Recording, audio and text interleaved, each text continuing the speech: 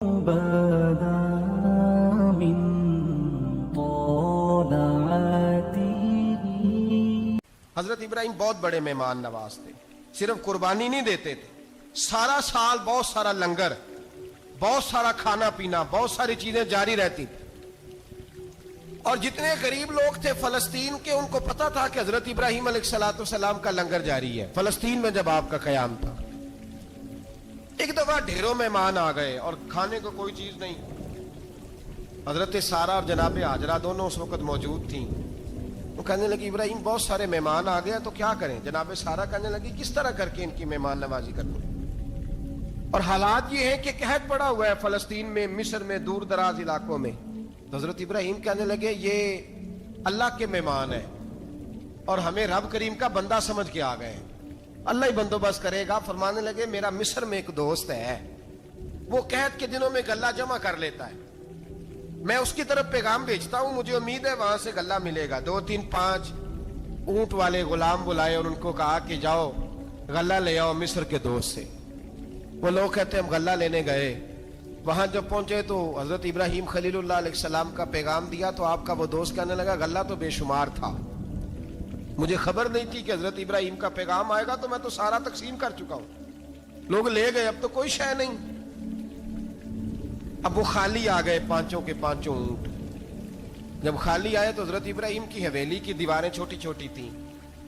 ان غلاموں میں سے، خادموں میں سے، آپ کے ان چاہنے والوں میں سے ایک کہنے لگا یار وہ غریب تو انتظار کر رہے ہوں گے کہ غلہ لینے گئے، ہمیں روٹی ملے گی.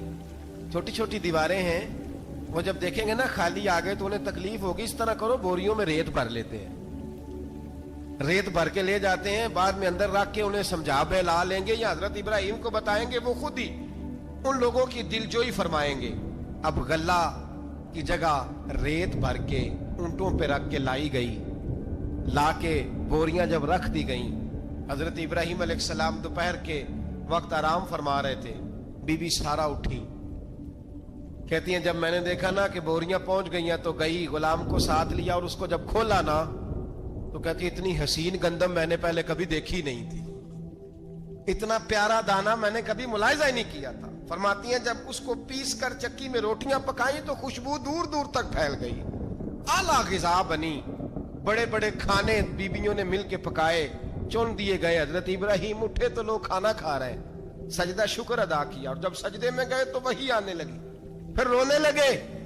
جب پلٹ کر باہر تشریف لائے تو جناب سارہ کہنے لگی ابراہیم تمہارا مصری یار بڑا اچھا ہے، اس نے اتنی اعلیٰ گندم بھیجی ہے کہ اتنی تو میں نے پیاری گندم کبھی دیکھی نہیں. جناب ابراہیم مسکرائے، فرمانے لگی سارہ یہ مصری یار نے نہیں بھیجی، یہ میرے عرشی یار نے بھیجی ہے، یہ میرے عرشی یار نے بھیجی ہے. بھائی مہمان نوازی مزاج تھا، لٹا دینا مزاج تھا، دوسروں کی اشک شوئی مزاج تھا. حضرت ابراہیم علیہ السلام کا طریقہ ہے قربانی، حضور نے ان کا طریقہ بیان کیا.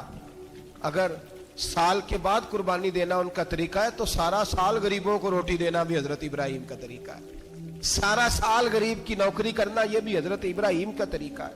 بھوکے کو کھانا کھلانا یہ بھی. میرے مصطفیٰ کریم سید عالم صلی اللہ علیہ وسلم سے صحابہ نے پوچھا حضور بہترین مسلمان کون ہے؟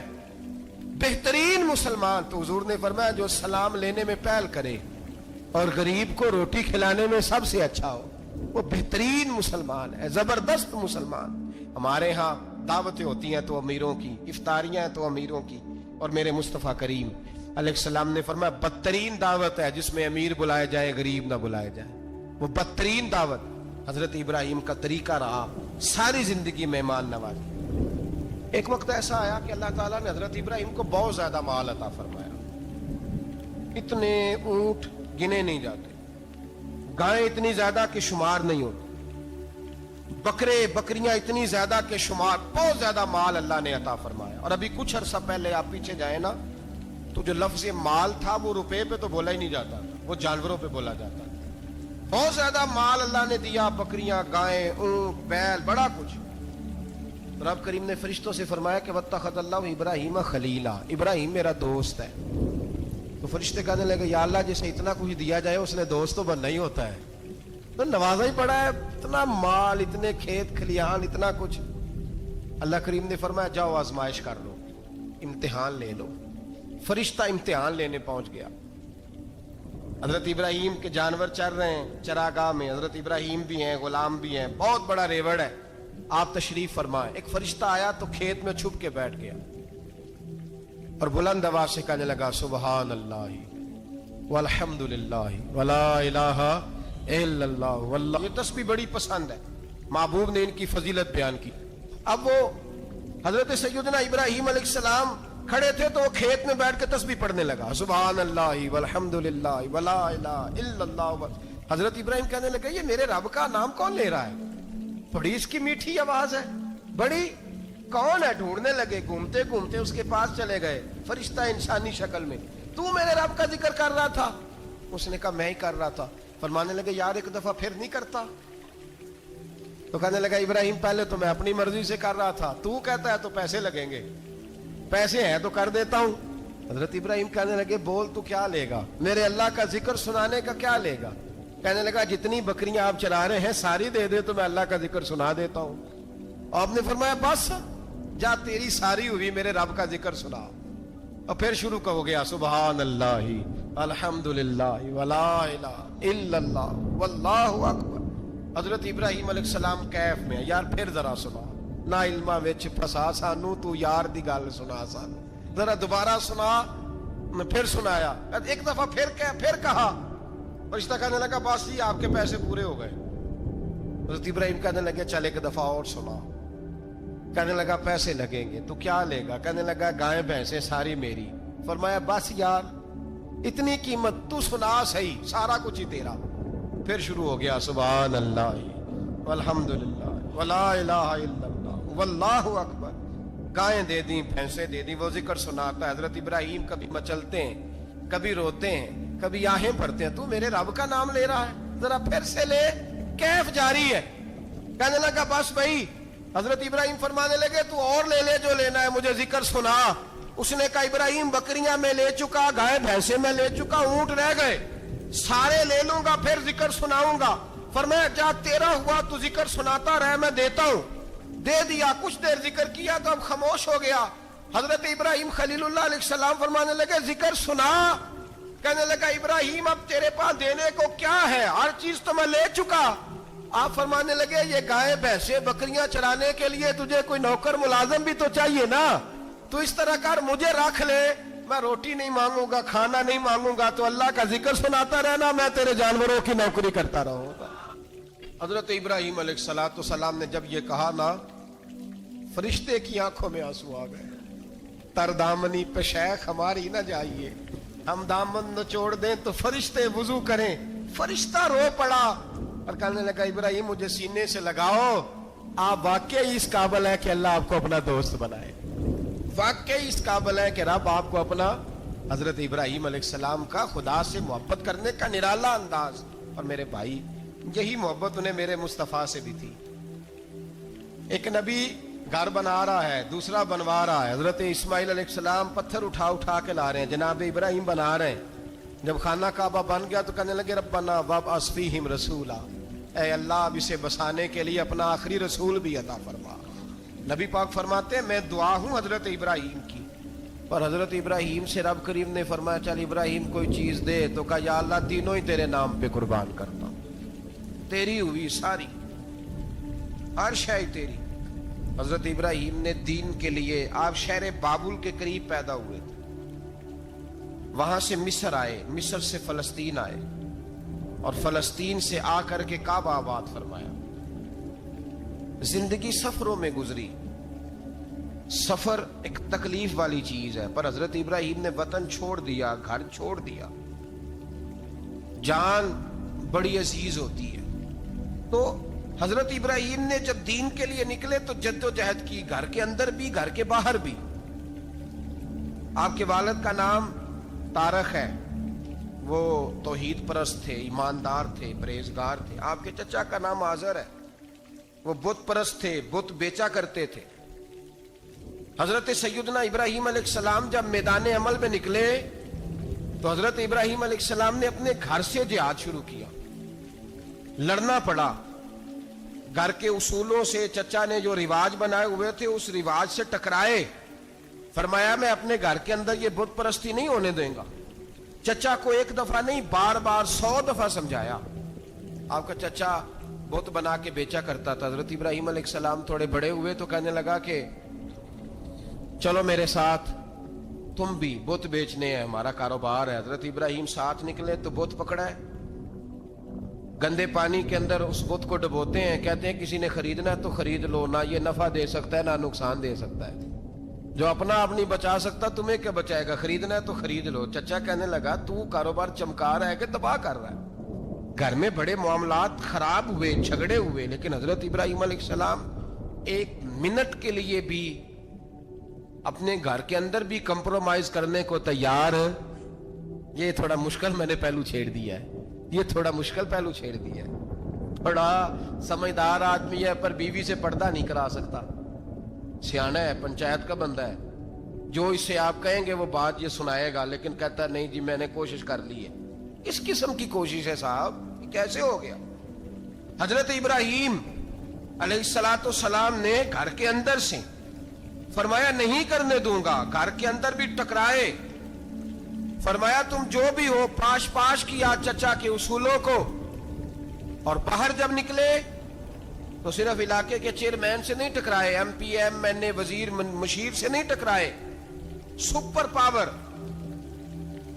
نمرود دنیا کا واحد حکمران تھا اس وقت, دوسرا کوئی حکمران ہی نہیں تھا, اکیلے حکمران سے جا کر ٹکرائے. کوئی ساتھ فوج نہیں تھی, کوئی ساتھ ان کے طاقت بظاہر دنیا داری کی کوئی نہیں تھی, پر حضرت ابراہیم جا کے ٹکرائے. اور میرے رسول پاک صلی اللہ علیہ وسلم نے سند بیان کی, فرمایا افضل الجہاد کلمۃ الحق عند سلطان الجابر. فرمایا سب سے افضل جہاد یہ ہے کہ تو ظالم بادشاہ کے سامنے کھڑے ہو کے حق بات بیان کر دے. یہ سب سے بڑا جہاد ہے, یہ سب سے افضل الجہاد کلمۃ الحق عند سلطان الجابر, سب سے بڑا جہاد. حضرت ابراہیم کھڑے ہو گئے, سپر پاور سے ٹکرائے. یہاں ہم لوگ حکمتوں کا شکار ہیں, دیکھیں گے, کریں گے, سوچیں گے, اور مولوی صاحب کو ویسے کہتے ہیں آپ پرہیز کریں سیاسی باتوں سے. بھئی اللہ کے ہر نبی نے جا کے وقت کے ظالم حکمران کو لتاڑا ہے, للکارا ہے. یہ تو مشن انبیاء ہے. حضرت سیدنا ابراہیم علیہ السلام نے جو اس کو جا کے کہا کہ تو جھوٹ بولتا ہے, تو جھوٹا ہے, تو خدائی کا دعویٰ کرتا ہے, تو بہت بڑا ظالم ہے. اور قرآن مجید نے اس ساری بات کو بیان فرمایا. حضرت ابراہیم علیہ السلام سے کہنے لگا میں رب ہوں. تو آپ نے فرمایا میرا رب تو وہ ہے جو زندہ کرتا اور مارتا ہے. تو پھر آپ حق بات بیان کریں گے تو اللہ مارے گا کہ بندہ مارے گا؟ کچھ بھی نہیں ہوتا, کیونکہ زندگی موت کس کے ہاتھ میں ہے؟ اللہ کے ہاتھ میں. زندگی موت اللہ, کچھ بھی نہیں ہوتا. انسان صحیح سمت کا تعین کرے اور صحیح چلے. حضرت علی شیر خدا سے کسی نے کہا تھا کہ آپ کے بڑی دشمنی ہے, کوئی محافظ رکھ لیں. آپ فرمانے لگے موت خود بہت بڑی محافظ ہے, وقت سے پہلے آتی ہی نہیں. بڑی محافظ ہے, وقت سے پہلے. علامہ نورانی رحمت اللہ تعالی علیہ کراچی جیسے شہر میں رہا کرتے تھے, جہاں گام گام پہ خطرہ تھا. لوگوں نے کہا حضرت اتنے بڑے لیڈر ہو, آپ کی جماعت کی 62 سیٹیں ہوئی قومی اسمبلی میں, ایک ایسا وقت بھی آیا تو کوئی ایک آدمی بندوق والا. آپ فرمانے لگے مجھے ضرورت ہی نہیں, اس لیے کہ جس خدا رسول کے لیے میں نکلا ہوں وہ خود ہی حفاظت کرنے والے ہیں, ضرورت نہیں ان چیزوں. تو بھائی حضرت ابراہیم ٹکرائے, اور آپ کا انداز کیا ہے؟ جا کے کہا کہ تو نہیں, خدا وہ ہے جو زندہ کرتا. اور اس نے ایک بیوقوفوں جیسی دلیل دی. ایک آدمی کو کل پھانسی دینی تھی تو اس کو بلایا, کہنے لگا تجھے کب پھانسی ہے؟ اس نے کہا کل. کہنے لگا جا تجھے ذات کیا زندگی دی, اس کو چھٹی دے دی. ایک عام آدمی بیچارہ بیٹھا تھا, اس کو پکڑ کے نا کہنے لگا اس کی گردن اڑا دو. کہنے لگا دیکھ لو میں بھی زندہ کرتا اور مارتا ہوں. وہ جو کل مرنے والا تھا میں نے زندہ کر دیا ہے, اور جس کو پتہ ہی نہیں تھا کہ میں نے مرنا ہے اسے پکڑ کے میں نے مار دیا ہے. یہ بیوقوفوں جیسی دلیل ہے. حضرت سیدنا ابراہیم علیہ السلام چاہتے تو اسی وقت دلیل توڑ دیتے کہ تو کیا بیوقوفوں جیسی بات کر رہا ہے, اگر تو زندگی دیتا ہے تو مرے ہوئے میں جان ڈال کے دے جس کو تو نے مارا ہے. لیکن حضرت ابراہیم نے دیکھا کہ بیوقوف ہے, بیوقوفوں سے بحث نہیں ہوتی, دلیل بدل لی جاتی ہے, ان کی عقل کے مطابق بات کی جاتی ہے. حضرت ابراہیم فرمانے لگے میرا رب وہ ہے جو سورج مشرق سے نکالتا ہے, اور مغرب میں غروب کرتا ہے. تو اگر رب ہے تو تو مغرب سے نکال کے مشرق میں غروب کر. فبہت الذی کفر, کافر لاجواب ہو گیا, اس کے پاس اس چیز کا کوئی جواب نہیں تھا. علامہ اسماعیل حقی نے خوبصورت فقرہ لکھا ہے, خوبصورت جان ڈال دی ایک جملہ کہہ کے. حضرت سیدنا علامہ اسماعیل حقی رحمت اللہ علیہ فرمانے لگے, چونکہ نمرود بیوقوفوں جیسی باتیں کر رہا تھا, اگر وہ یہ کہہ دیتا نا کہ میں سورج کو نکالتا ہوں مشرق سے, میں غروب کرتا ہوں معاذ اللہ مغرب میں نکالتا ہوں, تو آپ اپنے رب سے کہیے کہ وہ مغرب سے نکال کے مشرق میں غروب کرے. علامہ اسماعیل حقی فرماتے ہیں رب کریم کی آواز قدرت تھی, مالک حضرت ابراہیم علیہ السلام کے اس, اگر وہ کہہ دیتا اور حضرت ابراہیم دعا کر دیتے تو رب کریم نے فرشتوں کو تیار بٹھایا ہوا تھا. فرمایا اگر یہ کہہ دے میرے خلیل سے کہ سورج مغرب سے نکال کے مشرق میں غروب کرنا ہے تو تیار رہنا, جس طرح خلیل کہیں گے ویسے ہی کر دیں گے. واتخذ اللہ ابراہیم خلیلا, ابراہیم ہمارا دوست جو ہوا, جیسے کہے گا ویسے کر دیں گے. حضرت سیدنا ابراہیم علیہ السلام کی باتوں کا جب جواب نہ دے سکا, دلیل نہیں بندہ دیتا, پھر لڑائی کرتا ہے, پھر جھوٹے موٹے اعتراض کرتا ہے. دلیل ختم ہوتی ہے تو لوگ ذاتیات میں اترتے ہیں, کہتے ہیں یہ کھانستا صحیح نہیں, دیکھتا صحیح نہیں. دلیل ختم, اب ذاتیات پہ اترے, کہنے لگے مجھے پتہ چلا ہے کہ یہ فلانی جگہ گیا تھا تو وہاں جا کے اس نے اس طرح کیا ہے. پھر لوگ ذاتیات پہ اترتے ہیں, جب دلیل کا جواب دلیل سے نہیں دے پاتے پھر ذاتیات پر اتر کر حملے کرتے ہیں. حضرت ابراہیم کے دلائل کا جواب نمرود نہ دے سکا تو کہنے لگا کہ اس کو آگ میں ڈال دو. قوم گئی ہوئی تھی ساری, آپ نے بات سنی ہوئی ہے, میں نے صرف اشارہ دینا ہے, میلے پہ تو حضرت سیدنا ابراہیم علیہ السلام نے سارے بت توڑ دیے, کلاڑا بڑے بت کی گردن پہ رکھا. واپس آئے, کہنے لگے بت کس نے توڑے ہیں؟ تو فرمایا اس سے پوچھ لو جس کی گردن پہ کلاڑا ہے. کہنے لگے یہ تو بول ہی نہیں سکتا. تو فرمانے لگے بڑے بیوقوف ہو, جو بولتا ہی نہیں, سنتا ہی نہیں, اپنا آپ نہیں بچا سکتا, اس کی پوجا کرتے ہو. کہنے لگے پکڑو, دلیلیں ختم ہو گئی, اس کو آگ میں ڈالو. بہت بڑی حویلی 45 فٹ مربع پہ مشتمل ایک حویلی بنائی گئی اور 45 فٹ اونچی.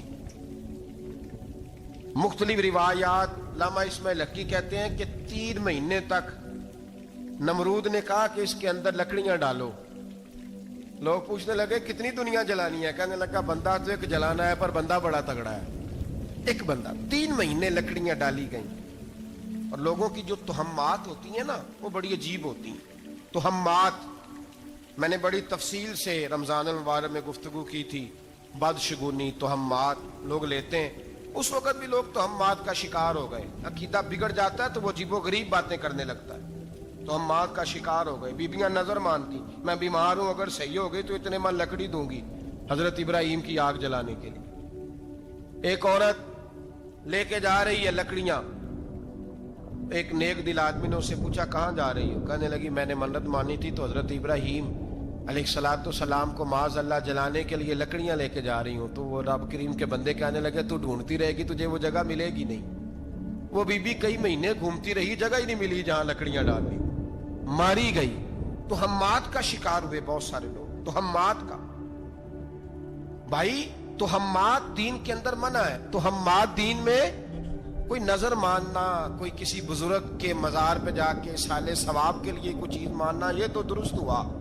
لیکن غیر شرعی نظریں مان لینا کہ میں آ کے گرد چکر لگاؤں گا, میں جناب وہاں جا کے یہ والا تماشا کروں گا, میں دھاگا باندھوں گا, میں رسا کاٹوں گا, میں وہاں گندے ہو سے پانی پیوں گا, ان کی شریعت اجازت, یہ تہمات ہیں, بدشگونی ہے. دین میں ان کی کوئی گنجائش. آپ نظر ماننے سے پہلے بھی کسی عالم سے رابطہ کریں کہ میں منت مانگنے لگا ہوں تو کیسے ماننی چاہیے کا طریقہ پوچھیں. ایسے ہی غلط چیز کی منت تھوڑی مان لی جائے گی. 12 آمدام برسرے مطلب حضرت ابراہیم کے لیے آگ جلائی گئی. 45 فٹ اونچی آگ ہے, پرندہ بھی اوپر سے گزرتا ہے تو نیچے گر جاتا ہے جل کے. اتنے دن لگا کے آگ جلائی گئی.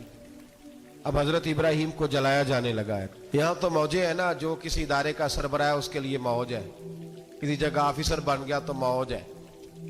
پیر صاحب کے لیے موج ہے, علامہ صاحب کے لیے موج ہے, خطیب صاحب کے لیے موج ہے, جلنا کس کو پڑتا ہے؟ بحالی کوئی نہیں رہا اللہ ماشاءاللہ. وہ لوگ گزر گئے جو تکلیفیں سہ کے کام کرتے تھے, گزر گیا زمانہ.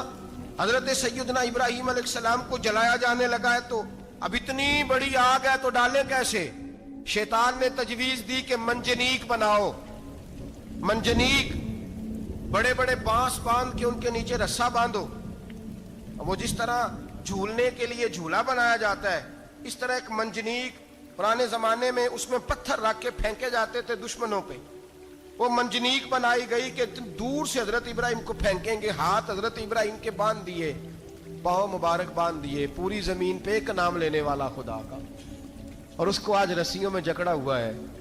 جب پھینکا جانے لگا نا آگ میں, حوریں رونے لگی, فرشتے تڑپنے لگے, اے اللہ یہ کیا ہونے لگا ہے؟ ایک تیرا خلیل اور وہ بھی آگ میں. فرمایا جاؤ جا کے اس سے کہو اگر تمہاری مدد لیتا ہے تو اسے بچاؤ. ہوا کا فرشتہ آیا, کہا ابراہیم اگر تو کہے. او بھائی ان چیزوں کو کہانی سمجھ کے نہ سنا کریں, یہ داستان نہیں, یہ وہ طریقے ہیں جو ہمارے رسول نے ہمیں اپنانے کا حکم ارشاد فرمایا ہے. جو عقیدے, یہ وہ نظریات ہیں جو ہمیں اوڑھنے کو کہا گیا. اپنے رب کریم کی رضا پہ راضی رہنے کے یہ وہ خوبصورت مواقع ہیں صوفیاء نے جن کو بنا کر سمجھا کر ہم تک پہنچایا ہے. یہ ہے اہل طریقت کی باتیں. وہ کہتے ہیں یار جس حال میں رکھے راضی رہنا ہے. حضرت ابراہیم علیہ السلام کو پھینکا جا رہا ہے, فرشتہ آیا, اے اللہ کے خلیل اگر حکم دو تو اتنی ہوا چلاؤں کہ نمرودی جل جائے سارے, آگ ان پہ پھینک دی جائے. آپ نے فرمایا تو جا, تجھ سے مجھے کوئی کام نہیں. تھوڑی دیر کے بعد پانی کا فرشتہ آیا, کہا حضور اتنی بارش برساؤں گا کہ آگ بجھ جائے گی. فرمایا تو جا, تجھ سے کوئی کام نہیں. اب جب منجنیق میں رکھ دیے گئے, آگ میں جانے کا لمحہ ہے, تیاری ہے, حضرت جبریل امین حاضر خدمت ہوئے. کہا ابراہیم کوئی حاجت؟ فرمایا تجھ سے کوئی نہیں. کہا چلو مجھ سے نہیں تو رب کریم سے ہی بات کر لو, مجھے پتا ہے میں چھوٹا ہوں, آپ مجھ سے مدد کیوں لوگے, رب کریم سے ہی بات کر لیں. تو حضرت ابراہیم کہنے لگے جبریل یہ بتا, رب کو نہیں پتا اس کا خلیل کس حال میں ہے, اسے نہیں پتا میں کس حال میں ہوں, میرے ہاتھ بندے ہیں, پیر بندے ہیں آگ میں, اسے نہیں پتا. بتایا تو اسے جاتا ہے جس سے خبر نہ ہو. تو اگر اسے پتا ہے, اگر وہ جلانے پہ راضی ہے تو میں بھی جلنے کو تیار ہوں, میں تیار ہوں, میں تیار ہوں. اسے کہو ٹھیک ہے.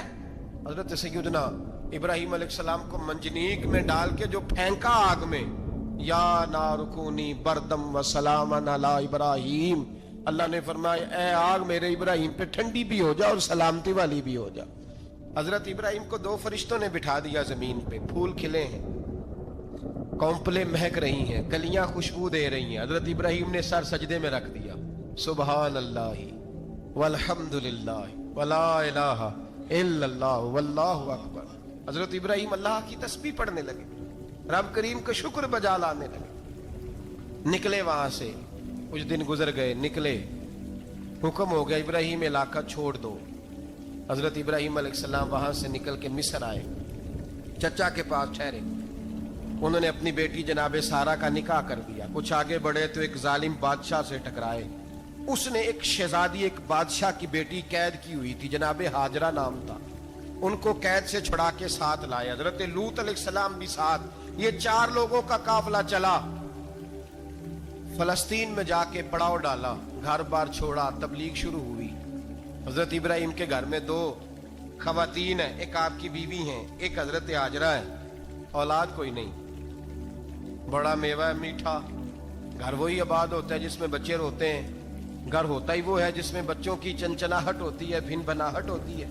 حضرت ابراہیم نے ایک بچہ روتے ہوئے دیکھا تو آنکھوں میں آنسو آئے, کہنے لگے ربی حب لی من الصالحین, یا اللہ مجھے بھی نیک اولاد عطا کر دے. حضرت سارہ نے سن لیا, کہنے لگی ابراہیم شاید میرے بطن سے تو آپ کو نصیب نہیں, ہاجرہ سے نکاح کر لو.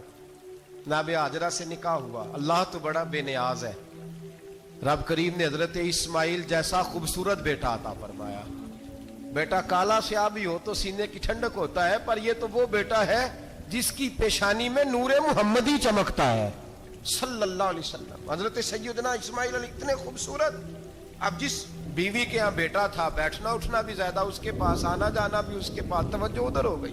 جناب سارہ رشک کرنے لگی. ایک دن کہنے لگی اسے چھوڑ آ جنگل میں, وادی غیر ذی زرع مکے کے پاس. بھائی ایک بیٹا عالم دین بنا لو, کہنے لگا روٹی کہاں سے کھائے گا. تیرے 5 بیٹے ہیں, کو حافظ قرآن بنا, کہتے روٹی کہاں سے کھائے گا. وہ بچہ بھی کہتا ہے میں کہاں سے کھاؤں گا. حضرت ابراہیم علیہ السلام تو چند مہینے کا بچہ چھوڑ آئے, تو کہاں سے روٹی کھائی حضرت اسماعیل نے, کہاں سے کھائی ان کی اماں نے روٹی.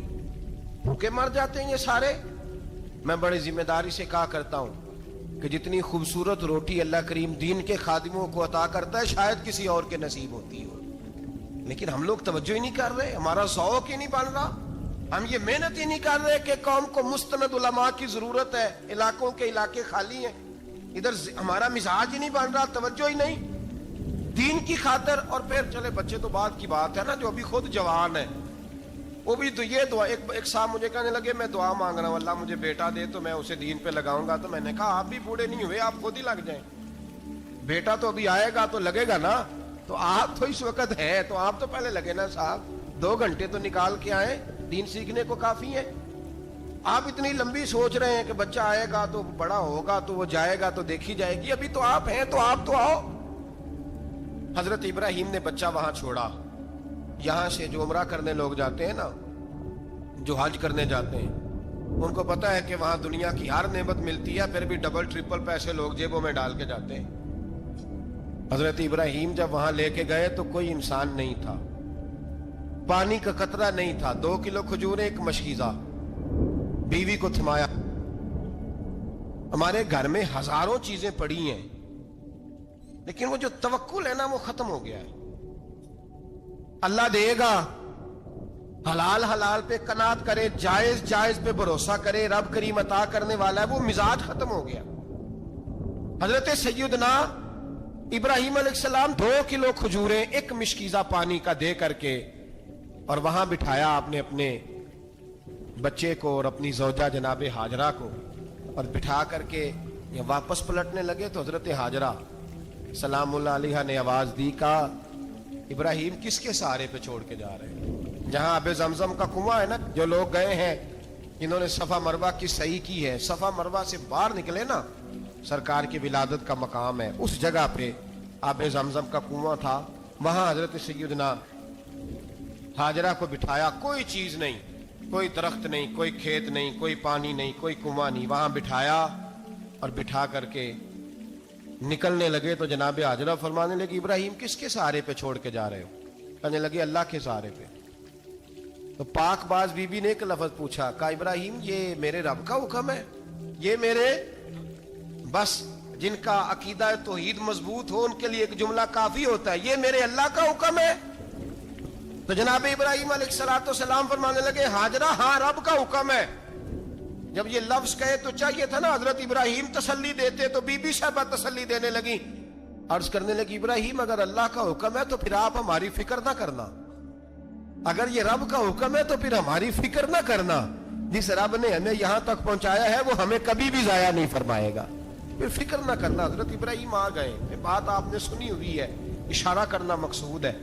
13 سال میں چلے مان بھی لیا جائے بعض روایات کی روشنی میں کہ آتے جاتے بھی رہے, لیکن مکمل دیکھ بھال اپنے بچے کی پرورش میں پورا حضرت ابراہیم علیہ السلام کا کردار, سارا کردار ماں کا تھا. میں جب خواتین کے بارے میں کوئی بات کرتا ہوں تو میں آپ کو اکثر کہتا ہوں کہ یہ صرف بیوی کے لیے حکم نہیں ہوتا, یہ ٹریننگ بیٹی کو دینی ہے اور بہن کو دینی ہے, یہ تربیت کرے اپنے گھر میں. میں تجربے کی روشنی میں یہ بات عرض کیا کرتا ہوں کہ بھائی بچے باپ کے فرما بردار اس وقت ہوتے ہیں جب اماں انہیں باپ کا فرما بردار کرتی ہے, اور بچے باپ کے نافرمان بھی تب ہوتے ہیں جب اماں انہیں باپ کا. میں نے اپنے کانوں سے سنا ایک دفعہ ایک بچہ اپنے باپ سے کہہ رہا ہے آپ نے تو ساری زندگی باہر گزار دی, پیسے کمانا کون سا مشکل کام ہے, دکھ سکھ تو سارے اماں نے برداشت کیے, سکولوں میں وہ جاتی تھی, فلانا کام وہ کرتی تھی, فلانا کام. اب یہ سوچ اس کی ذاتی تو نہیں, یہ اس کو دی گئی ہے, اور اگر اس کو یہ سوچ دے دی جائے کہ اماں کہے کہ میں تو اپنوں میں رہی ساری زندگی, میں نے تو اپنوں میں وقت گزارا, اور تیرا باپ تو کئی دفعہ جنازے بھی نہیں پڑھ سکا, نے تو ماں باپ ایسے دفن کر دیے, وہ اگر یہ سوچ فراہم کرے تو پھر بچہ باپ کا فرما بردار ہوتا ہے. اور یہ والی روایتیں ہم بیوی کو سناتے ہیں حالانکہ کس کو سنانی چاہیے؟ بولیے، بہن اور بیٹی کو. بہن اور بیٹی کو سنائیں یہ باتیں، ان کو سمجھائیں، تاکہ آگے جا کے وہ جو گھر ترتیب دیں وہ گھر بڑا عمدہ اور نکھرا ہوا ہو. حضرت سیدنا ابراہیم 13 سال کے بعد آئے، چونکہ گھر میں اللہ تبارک و تعالیٰ کی دوستی کا چرچا تھا، اللہ تبارک و تعالیٰ کی محبوبیت کا غلبہ تھا. 13 سال کے بعد فلما بالغ معہ سعیا، بیٹا جب اتنا بڑا ہوا کہ ساتھ چلنے لگا، تو حضرت ابراہیم نے اپنے بیٹے کو بلا کے کہا بیٹا مجھے خواب آئی ہے، میں تجھے ذبح کر رہا ہوں، تیری کیا رضا ہے؟ تو حضرت اسماعیل کہنے لگے یا ابت افعل ما تؤمر، ابا جی اللہ جیسے حکم دیتا ہے میرے ساتھ ویسے ہی کریں، جیسے اللہ حکم دیتا ہے ویسے ہی، بولیے ویسے ہی کریں. حضرت حاجرہ کو کہا کہ ایک دوست نے دعوت کی ہے تو وہاں جا رہے ہیں. بی بی مطمئن ہے، تفصیلات کی ضرورت نہیں، ختم بات، اعتبار ہے، مطمئن ہو گئی. شیطان پیچھے سے آیا اماں کے پاس. ذرا تھوڑی دیر کے لیے تصور جمائیے، یہاں تو پڑوسن آ کے کوئی بات بتا دیتی ہے خاوند کے بارے میں تو کئی مہینے جھگڑا جاری رہتا ہے، پڑوسن محلے دار. شیطان نے آ کے بتایا لفظ کیا ہے؟ کہا حاجرہ تمہیں پتا ہے کہاں جا رہے ہیں؟ کہا دوست کی دعوت میں. تو کہنے لگے دوست کون ہے؟ رب کریم. اور ابراہیم کا خیال ہے کہ اس رب نے مجھے حکم دیا ہے کہ میں ذبح کروں. تو حضرت حاجرہ کہنے لگی کبھی باپ بھی بیٹا ذبح کرتے ہیں؟ شیطان کہنے لگا ان کا خیال ہے کہ ان کے رب نے حکم دیا ہے. جناب حاجرہ فرمانے لگی اگر رب نے حکم دیا تو پھر تو مجھے شیطان لگتا ہے، تو مجھے شیطان لگتا ہے. کا کیا مطلب؟ فرمانے لگی اگر رب کریم کا حکم ہے تو میرے پاس ایک اسماعیل ہے، اگر 1000 بھی ہوتے میں سارے اللہ کے راستے میں پیش کر دیتا، دے دیتی. مالک کا ہی تو ہے سارا کچھ، اسی کا ہے، اس میں لیت اللہ کی کیا گنجائش؟ حضرت سیدنا ابراہیم علیہ السلام نے بیٹے کے حلق پہ چھری رکھ بھی دی اور چھری چلا بھی دی، رکھ بھی دی. اور وہ تو اللہ کریم نے فرمایا یا ابراہیم قد صدقت الرؤیا، ابراہیم تو نے خواب سچا کر دکھایا، وہ قیامت تک تیرا نام رہے گا. حضرت ابراہیم نے وطن بھی دیا، جان بھی دی، بیٹا بھی. اللہ کریم نے دمبے دیے، فرمایا یہ فدیہ ہے. اب یہ قربانی قیامت تک حضرت ابراہیم کے طریقے کے مطابق جاری ہے. حضرت ابراہیم بہت بڑے مہمان نواز تھے، بہت بڑے. آپ جب مصر میں قیام تھا تو بڑے بڑے لمبے چوڑے لنگر پکتے تھے، لوگ آیا جایا کرتے تھے، بڑا تفصیل کے ساتھ کھانا ہوتا تھا. مہمان نوازی آپ کی خاص صفت مبارکہ ہے.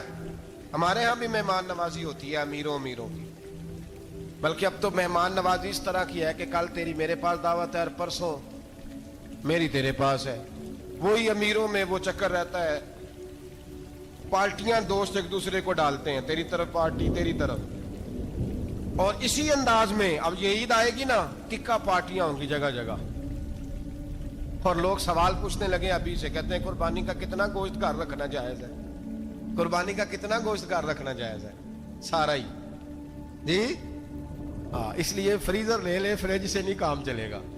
سارا ہی جہاز گھر رکھنا سارا ہی جائز ہے، رکھ لیں. او خدا کے بندے، قربانی وہ بندہ دیتا ہے جو سارا سال ہی گوشت کھاتا ہے. صحیح کہہ رہا ہوں؟ قربانی صاحب نصاب، صاحب استطاعت بندہ دیتا ہے نا، تو وہ سارا سال ہی گوشت، تو سارا گھر میں رکھنا بھی جائز ہے، لیکن سارا دے دینا بھی.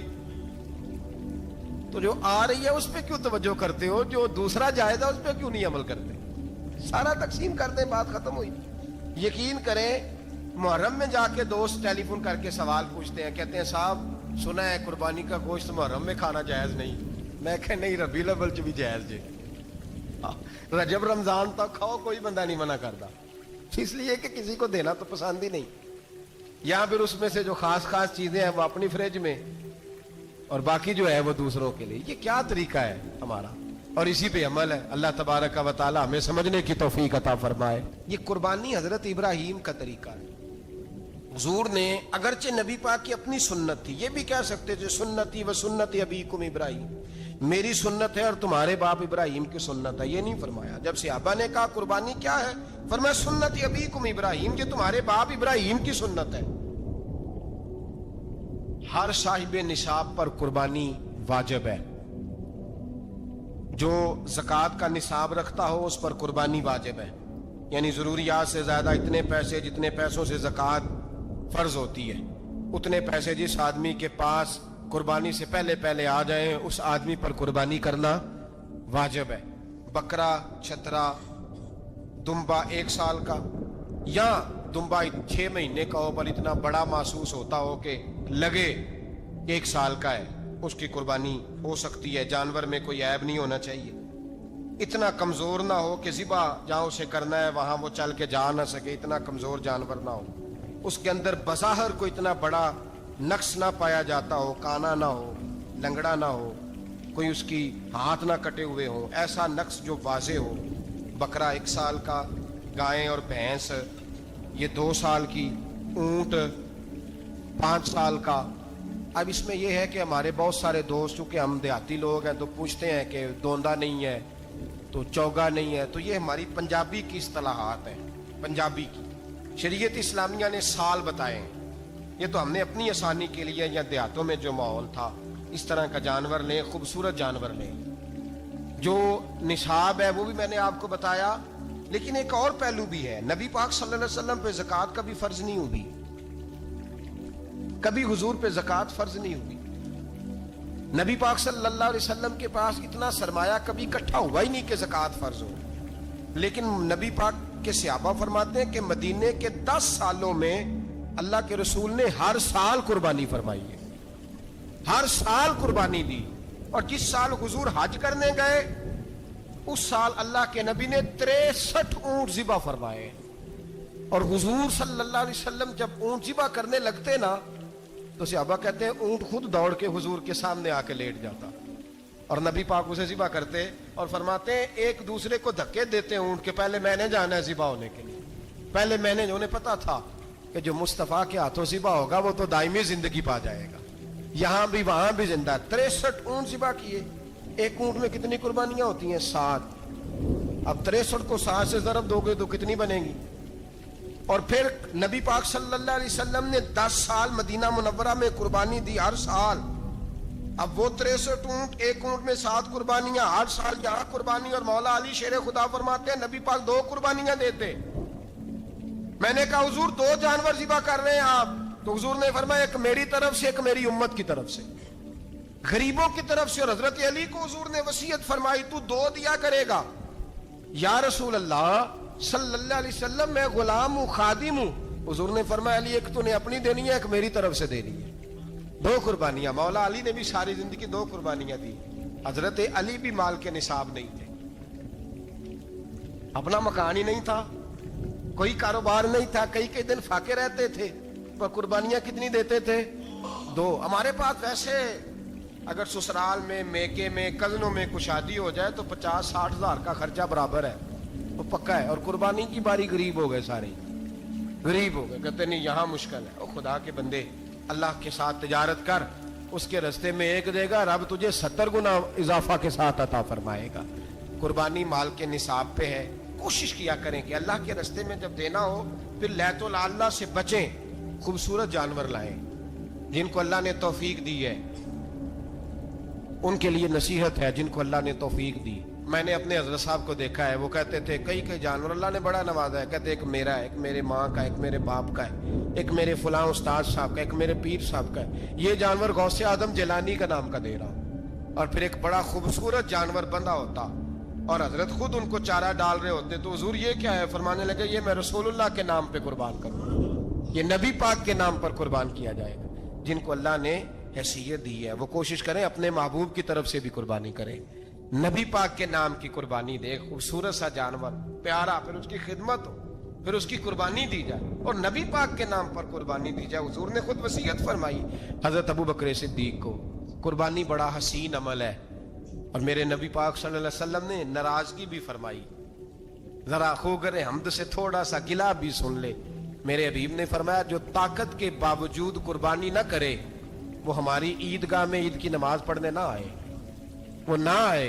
और या रसूलल्लाह जो करेगा, फरमाया कुर्बानी के जानवर का खून का कतरा बाद में जमीन पे गिरेगा, अल्लाह उसके सारे गुनाह पहले माफ फरमा देगा, अल्लाह उसके सारे गुनाहों को बख्शेगा।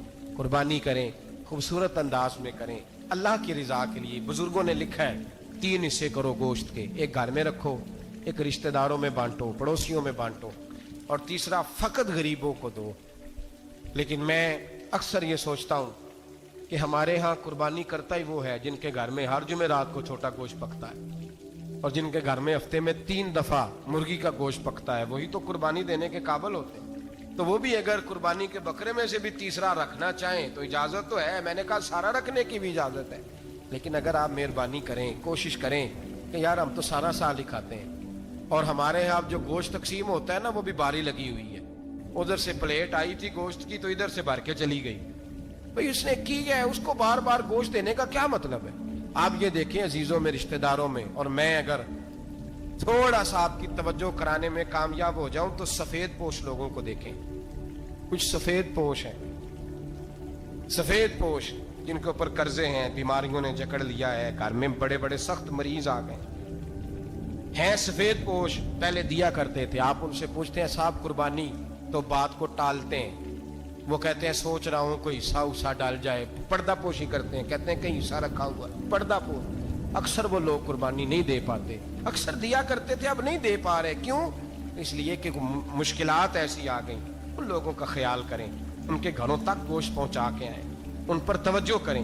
وہ سفید پوش آدمی کبھی ذکر نہیں کرے گا، کچھ تو ایسے ہیں جو خود پہنچ جاتے ہیں کہ ہمیں گوشت دیا جائے، لیکن کچھ سفید پوش ہیں لا یسألون الناس الہافا، اللہ فرماتے کچھ لوگ لپٹ لپٹ کے سوال نہیں کرتے، سفید پوشی کا بھرم رکھتے ہیں، کا مزاج نہیں۔ ان کی طرف دیکھیں، اپنے رشتہ داروں کو دیکھیں، خاص کر ان رشتہ داروں کو دیکھیں جن کا آپ کو پتہ ہے کہ غریب ہیں، مجبور ہیں، ان کے گھروں میں گوشت بھیجیں، غریب بیٹیوں، غریب بہنوں کا خیال کریں، اس طرف متوجہ ہوں، ان کے ساتھ اس نے سلوک کریں، اس طرف آپ لوگ خیال کریں۔ اللہ ہمیں سمجھنے کی توفیق عطا فرمائے۔ اللهم صل على سيدنا ومولانا محمد، اللهم صل على سيدنا